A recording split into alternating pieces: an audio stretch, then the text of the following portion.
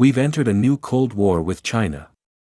Although bilateral trade with China in 2022 increased to a record $690.6 billion, bilateral relations deteriorated to their lowest level since the normalization of relations in 1979.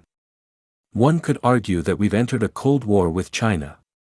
Chinese military aircraft continue to violate Taiwan's air defense identification zone, with the recent incursion of 21 J-10 and J-16 warplanes and 4 Chinese naval vessels dangerously close to Taiwan's coast.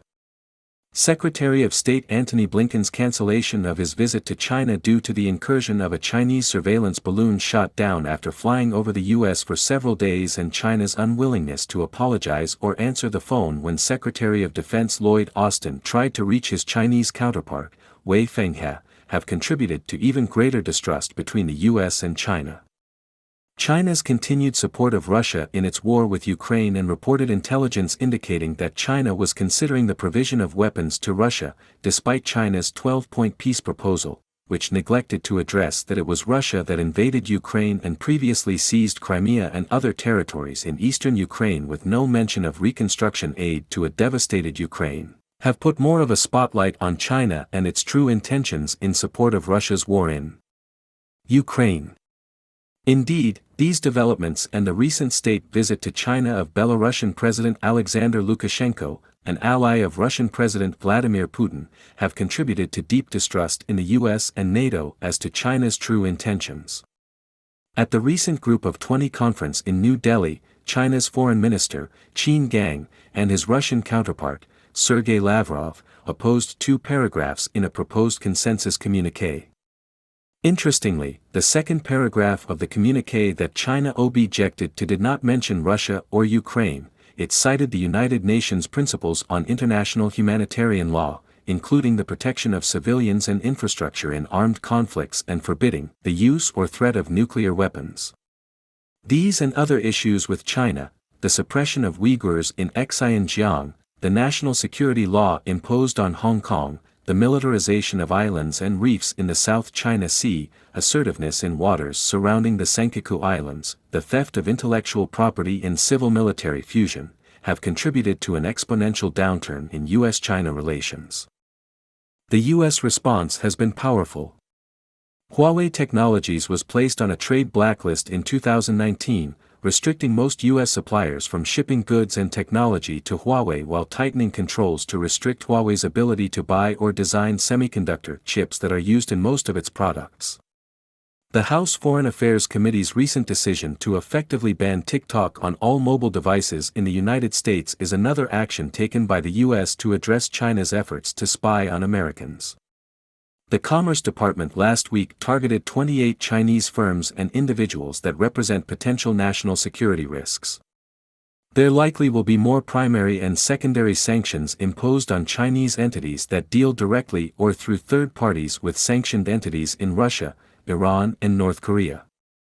Last week, the House Select Committee on Strategic Competition between the U.S. and the Chinese Communist Party convened its first open meeting to do deep dives into economic and security competition with the CCP.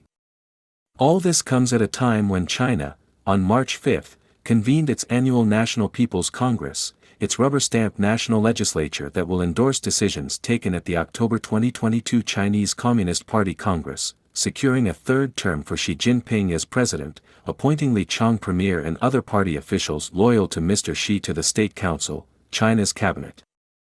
And on its first day, Premier Li Keqiang laid out China's economic priorities and a new budget in a government work report that included plans for more defense spending, with this year's economic growth target at around 5%. And as Mr. Xi starts his third term as president, there are numerous media reports that he and senior Chinese officials have agreed to give the CCP more direct command in sectors dealing with security, finance, technology and culture, indeed, establishing a more centralized governance system, with the CCP in the lead. Since Mr. Xi abruptly ended China's zero-COVID policy in December, he has been in a race to repair China's ailing economy and restore good relations with the international community. Vice Premier Liu He's upbeat presentation at the Davos 2023 conference was well received, with the goal of encouraging more foreign direct investment in China. State Councilor and Politburo member Wang Yi's February visits to and meetings with the leadership in Paris, Italy, Hungary, Russia and Germany, for the Munich Security Conference, was part of China's initial diplomatic offensive to restore the credibility it lost with its support of Russia's invasion of Ukraine.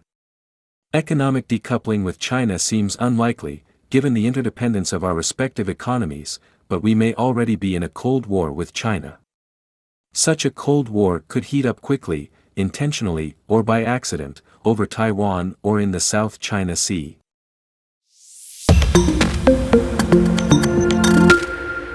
We've entered a new Cold War with China. Although bilateral trade with China in 2022 increased to a record $690.6 billion, bilateral relations deteriorated to their lowest level since the normalization of relations in 1979. One could argue that we've entered a Cold War with China. Chinese military aircraft continue to violate Taiwan's air defense identification zone, with the recent incursion of